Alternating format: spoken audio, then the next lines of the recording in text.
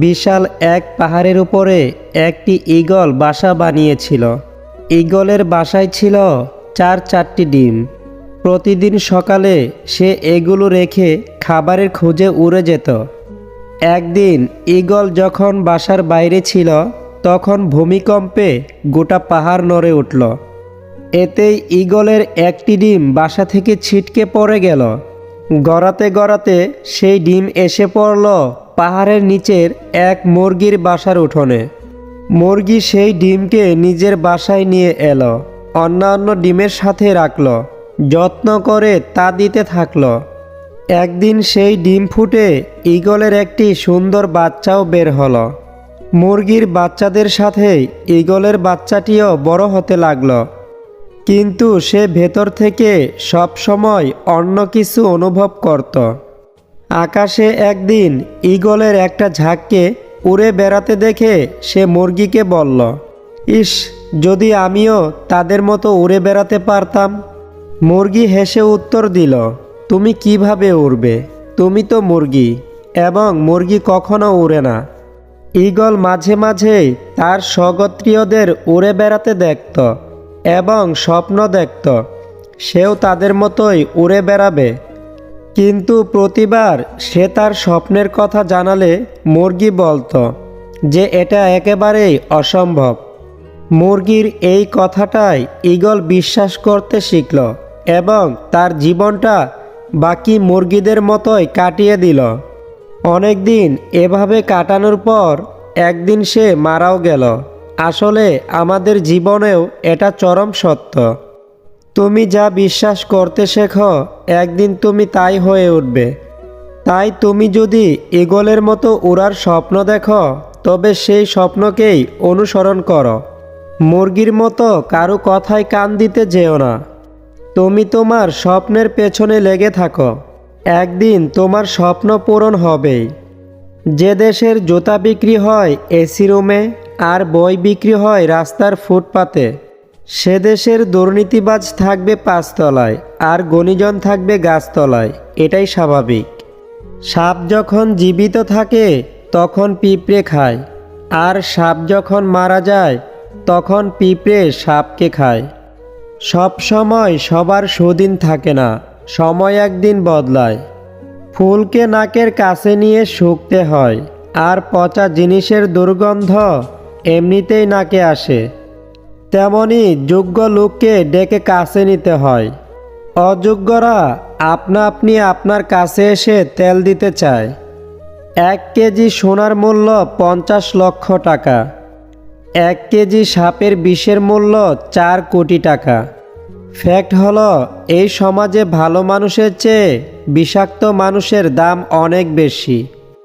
1 টাকার কয়েন মাটিতে পড়লে শব্দ হয়, কিন্তু 2000 টাকার নোট মাটিতে পড়লে কোনো শব্দ হয় না। একইভাবে জ্ঞানী ব্যক্তি লোকজনের সাথে তর্ক করে না, কিন্তু মূর্খ ব্যক্তি সারাক্ষণ তর্ক করবেই। জীবনে সবসময় 2000 টাকার নোটের মতোই হওয়া উচিত। অযথা তর্ক বিতর্কে না জড়ানোই বুদ্ধিমানের কাজ। জাহাজের চারপাশে জল থাকে, কিন্তু জাহাজ ডুবে না। যখন ওই জল জাহাজের ভেতর প্রবেশ করে তখনই ডুবে। ঠিক তেমনি মানুষের চারপাশে যখন খারাপ মানুষগুলো থাকে, তখন যতই সমালোচনা করুক ক্ষতি হয় না। কিন্তু যখন ওই খারাপ মানুষগুলোকে আপনি আপনার জীবনের অংশ করে নেন, তখনই তারা আপনাকে ধীরে ধীরে ধ্বংস করে দেয়। তাই নিজেকে এসব মানুষদের থেকে দূরে রাখবেন, ভালো থাকবেন। একদিন একটি পাখি একটি মৌমাছিকে প্রশ্ন করল, এত কঠিন পরিশ্রম করে তোমরা মধু তৈরি করো, কিন্তু মানুষ সেই মধু চুরি করে, তোমাদের কি কষ্ট হয় না? মৌমাছি উত্তর দিল, না, কষ্ট হয় না, কারণ মানুষ শুধু আমাদের মধুই চুরি করতে পারে, আমাদের কৌশল নয়। ঠিক তেমনি কেউ হয়তো আপনার অর্জিত সম্পদ চুরি করবে, তবে আপনার সত্তা চুরি করতে পারবে না। তাই জীবনে যতবারই কিছু হারাবেন, আবার নতুন করে গড়বেন। আপনার সত্তাই আপনার আসল সম্পদ। যা কখনোই চুরি করতে পারবে না। পৃথিবীতে সবচেয়ে সুখী মানুষ হলো পাগল। না আছে সুখ, না আছে কোনো দুঃখ, না আছে হিংসা, না আছে কোনো লোভ। নিজেও ঠকে না, কাউকে ঠকায়ও না। আয়নার কাচ যদি ঝাপসা থাকে, নিজের ছবিও স্পষ্ট দেখা যায় না। তেমনি নিজের মন যদি পরিষ্কার না থাকে, কাউকে ভালো মনে হয় না। আজ টাকার অভাব নেই, আজ বাড়ির অভাব নেই, আজ খাবারের অভাব নেই, আজ মানুষের অভাব নেই, তবুও কেউ শান্তিতে নেই। কারণ আজ ভালোবাসার অভাব, আজ বিবেকের অভাব, আজ শ্রদ্ধার অভাব। একজন পুরুষ স্বাবলম্বী হলে চিন্তা করে কিভাবে স্ত্রী সন্তানদের আরও ভালো রাখা যায়। আর বেশিরভাগ নারী স্বাবলম্বী হলে চিন্তা করে, আমার এখন আর কাউকে দরকার নাই, আমি একাই চলতে পারি। হয়তো এই কারণেই আমাদের শিক্ষিত স্বাবলম্বী মেয়েরা ডিফুর্জের শীর্ষে রয়েছে। আগে মানুষের বয়সীকে সম্মান দেওয়া হতো, এখন মানুষের আয় দেখে মানুষকে সম্মান দেওয়া হয়। শুনতে খারাপ লাগলেও এটাই বাস্তব।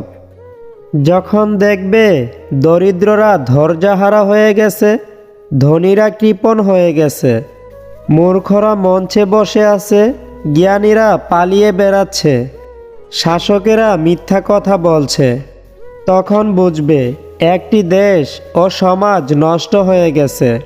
বৃষ্টি তো তখনই হয় যখন আকাশ মেঘের ভার সইতে পারে না।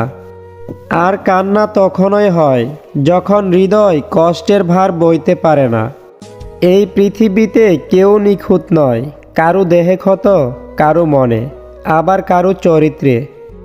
কম কথা বলুন, বেশি বেশি চিন্তা করুন, মনে রাখুন, যে মাছ মুখ বন্ধ রাখে সেই মাছ কখনো বড়শিতে আটকা পড়ে না। সব সময় নিজের সিদ্ধান্তে চলুন, কারণ এই দুনিয়ার কেউ কারো ভালো চায় না। মনকে যে নিয়ন্ত্রণ করতে পারবে একমাত্র সেই সুখী হতে পারবে। ঘরের লোক শত্রু হলে যা করবেন, তাদের সাথে যোগাযোগ বন্ধ করে দিন এবং আল্লাহর কাছে দোয়া করুন যেন তাদের সঠিক বুঝ দান করেন। সর্বদা সবাইকে সৎ কাজের আদেশ করুন এবং অসৎ কাজে নিষেধ করুন। দেখবেন ভবিষ্যৎ এমনিতেই সুন্দর হবে। তো বন্ধুরা, আজকের ভিডিওটি এই পর্যন্তই। ভিডিওটি আপনাদের কাছে কেমন লাগলো তা অবশ্যই কমেন্ট করে জানিয়ে দিন। আর আপনি যদি আমাদের চ্যানেলে নতুন হয়ে থাকেন তাহলে প্লিজ এই চ্যানেলটিকে সাবস্ক্রাইব করে পাশে থাকবেন।